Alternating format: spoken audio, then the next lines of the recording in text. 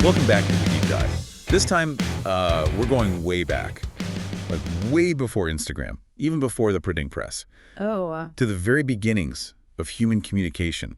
We're going to be exploring how early humans, without any written language, figured out how to build information networks.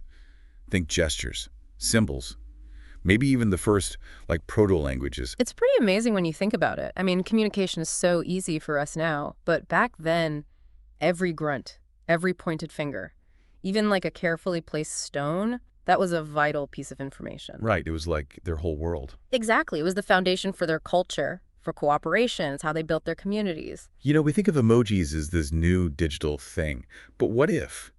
What if they're tapping into something much older, something ancient?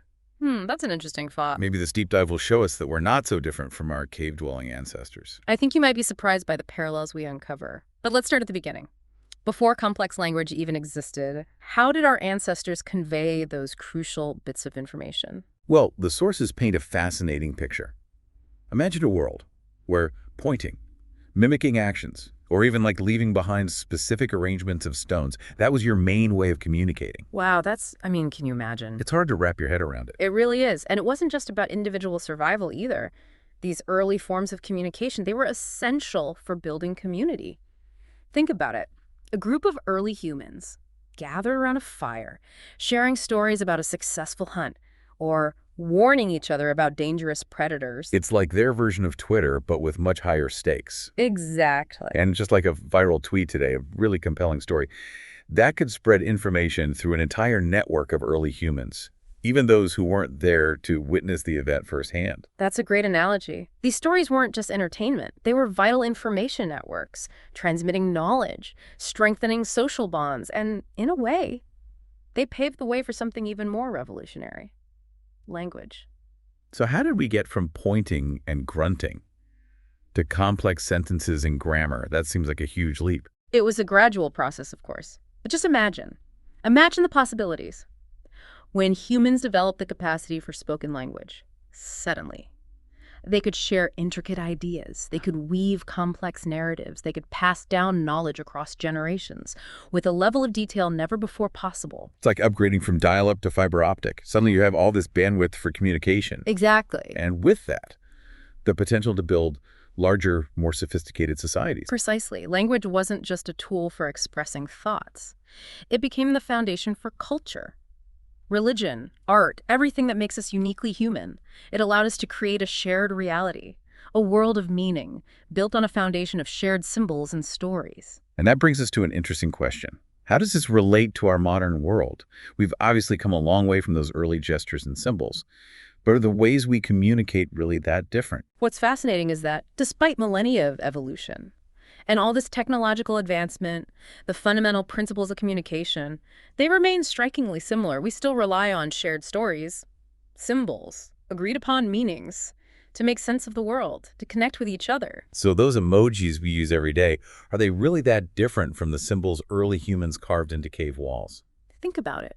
Both are attempts to convey emotions, ideas, information, in a concise and visually impactful way. In a sense, we're still tapping into that ancient human desire to communicate beyond the limitations of spoken language. It's like our brains are wired for symbolism, whether it's a carefully arranged pile of stones or a string of emojis. But let's go a little deeper. How did these early forms of communication, these information networks woven from gestures and symbols, how did they actually shape the course of human history? Well, consider this.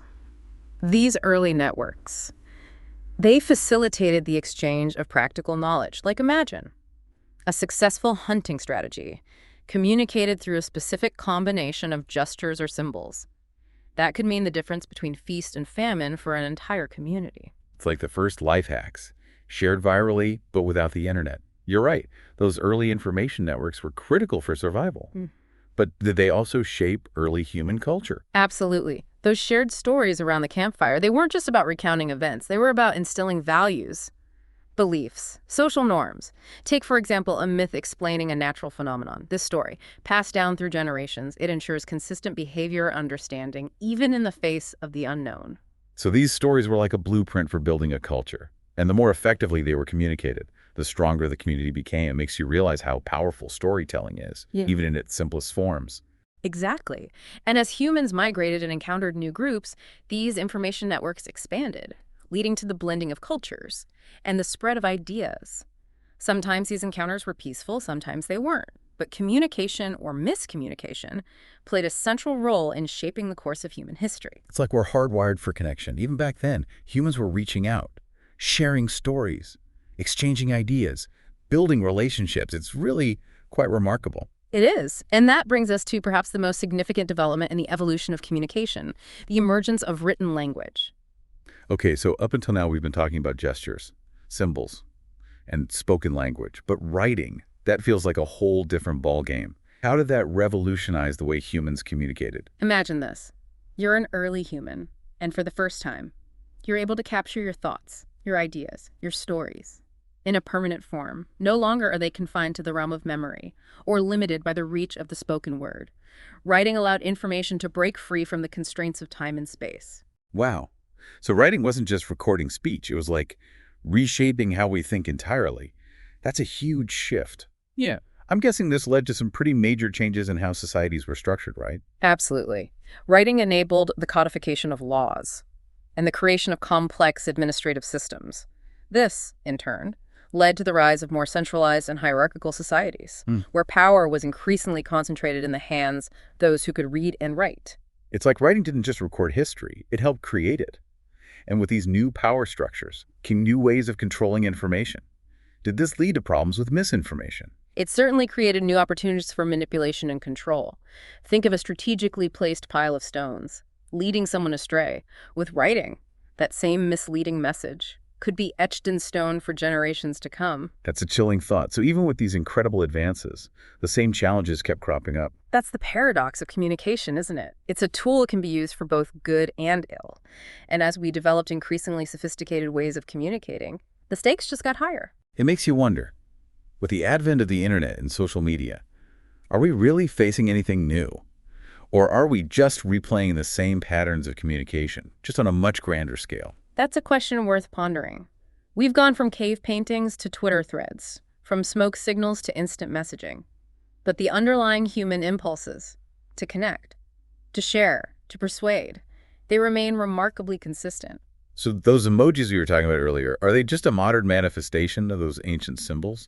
A new chapter in this ongoing story of human communication? They certainly offer a fascinating lens through which to view the evolution of communication. Just as a specific arrangement of stones could convey a complex message to early humans, so too can the choice and placement of emojis add layers of meaning to our digital interactions. It's like we've come full circle, from simple gestures and symbols to the complexities of written language, and now back to a new form of symbolic communication in the digital age. But I'm curious, how did these early communication networks and the stories they carried shape not just our societies, but also our understanding of ourselves? Did they actually play a role in the development of human consciousness? Yeah, it really makes you think that something like communication could have such a profound impact on our consciousness. It's pretty incredible when you think about it. The ability to share your thoughts, your experiences, to give names to things, to categorize them, to talk about the past and the future, all of those things, those are all driven by language. And they were probably crucial to the development of human consciousness, like language provided the framework for self-awareness to emerge. So language wasn't just a tool for communication, it was a tool for self-discovery. By sharing our inner world with others, we start to understand ourselves better. Exactly. And as those early information networks expanded, so too did our capacity for abstract thought and complex emotions, the ability to tell stories about things that happened in the past or might happen in the future. That requires a level of mental sophistication that really sets us apart from other animals. That's a good point. So those campfire stories weren't just entertainment. They were shaping the very way early humans perceived the world and their place within it. Precisely. And as those stories were passed down through generations, they carried with them all this accumulated knowledge and experience, forming the foundation for cultural identity and shared values. It's like each generation was adding a new layer to this tapestry of human consciousness, woven together by the threads of communication. And as we develop new forms of communication, from writing to the printing press to the internet, those threads became more intricate, connecting us in ways that our ancestors could never have imagined. It's mind-boggling. It really is. And it brings us back to our original question. Are emojis just a modern-day evolution of those ancient symbols, a new thread in this ever-evolving tapestry? It seems that way. We're constantly searching for new ways to express ourselves, to connect with others, to share our stories. And in a world dominated by digital communication, emojis have become a powerful shorthand for conveying emotions and ideas. Think of it this way. Just as a strategically placed pile of stones could convey a warning or an invitation to early humans, so too can a well-chosen emoji add nuance and depth to a text message or a social media post. It's amazing how something so simple can carry so much meaning, but it also makes you wonder, are we sacrificing something in this quest for brevity? Are we losing the art of nuanced expression in a world of instant communication and truncated messages? It's a valid concern, but it's also important to remember that communication is a constantly evolving process. We adapt, we innovate, we find new ways to connect. And while emojis may not replace the power of the written or spoken word, they've certainly added a new dimension to our communication landscape. So as we wrap up this deep dive into the birth of communication, what's the key takeaway for our listeners? What should they be thinking about as they go about their day? Sending texts, posting on social media, interacting with the world around them? I think the most important takeaway is this.